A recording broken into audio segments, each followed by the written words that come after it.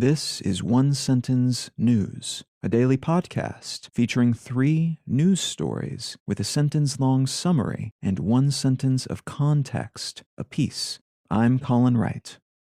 This is a sponsored message. I've been using Anchor as my podcast host for a while now, and it's been a pleasure to use. Anchor offers benefits that most other hosts do not. It's free to use, but it also has a collection of tools that allow you to create a podcast completely within the Anchor website or smartphone app. They distribute your show to Apple Podcasts, Spotify, and all the other distribution channels without any additional effort on your part, and you can make money from your podcast without any minimum audience size. So you can use it as a more traditional podcast host like I do, but it's also got everything you need to start a podcast from scratch. If you're keen to give it a shot, download the free Anchor app or go to anchor.fm to get started.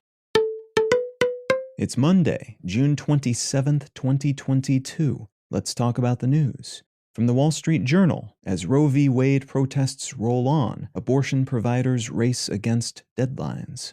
As foretold by a leaked draft of the ruling in early May, the Supreme Court has overturned Roe v. Wade, ending federally protected abortion in the United States and about 5 decades worth of relative legal clarity on the topic. This is going to be a big story for a long time. Many people in the U.S. have very strong feelings about abortion, and there will be a great many secondary and tertiary consequences of this ruling, some of which are already obvious, and some of which won't appear for months or years. In brief, at the moment though, a few dozen states have now banned abortion within their borders, or will be banning it within 30 days of the ruling. Clinics are scrambling to see patients within that month-long window in not-yet-banned states, and are shutting down in states where abortion is now illegal. Protests are ongoing around the country. Some conservative politicians, including former Vice President Mike Pence, have floated the idea of a federal ban on abortion, and a conservative Supreme Court justice wrote that he believes the cases that legalized same-sex marriage, same-sex intercourse, and birth control should also be challenged and maybe overturned.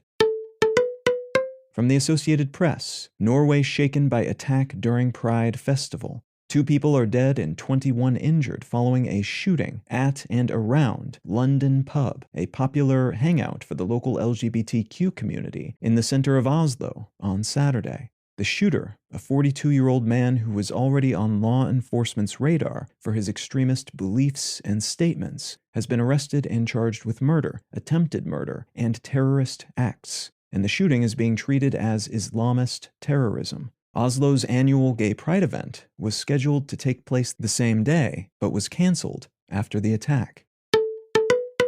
And from the New York Times, Biden signs gun bill into law, ending years of stalemate. Following waves of mass shootings, including 2 headline-capturing attacks at a grocery store in Buffalo and a school in Uvalde, a gun bill has made its way through the U.S. House and Senate and has been signed into law by President Biden.